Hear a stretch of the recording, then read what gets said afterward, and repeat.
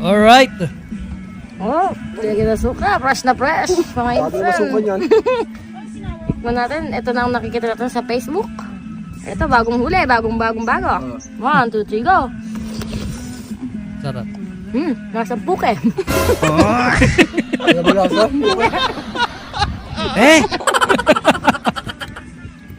Ba't alam mo yung lasa? Ang ganda ng bungad natin, mga tropa.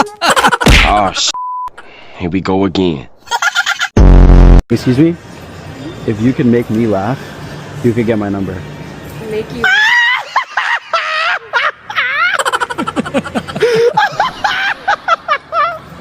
Oh my god, you what? You could get my number here. You could put your number in.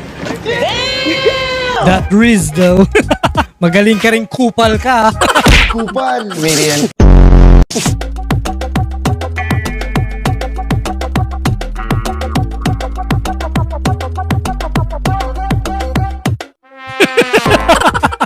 Pangkorte pala yung pangil, ano?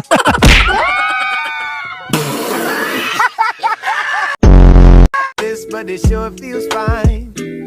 O bini-bini, napakaganda naman ang iyong mata. Pag humingiti ka sa'kin na pinatutunan. Hindi mapigilan yung nanay, oh. Ayoko na lang magising. Pag naaalala ka, ang tulog ko ay mahimbing. At ako'y nalilito, natutuliro, nanginginig, kinikilig, hindi ko na marinig. Sa sobrang lakas ng pintig, ikaw lang ang sigaw ng aking tinig. Grabe si nanay, oh. Dumila-dila pa, no? Napakaswerte naman talaga ni nanay, oh. Namasahe lang naman niya si Piolo Pascual, mga kaibigan. Wala, talo talaga tayo dyan. Piolo Pascual yan. Huwag kayo iiyak. Kuya, pabila ako nito. Ano nga pangalan niya, ma'am? Miss Buray po. Buray, ang pangit ng pangit. Buray. Ang buray sa amin, ma'am. Alam mo, alam mo sabihin buray. Ano ba? Masagwa pakinggan mo, eh. Ano ba? Malansa. Buray sa inyo. Oh, buray.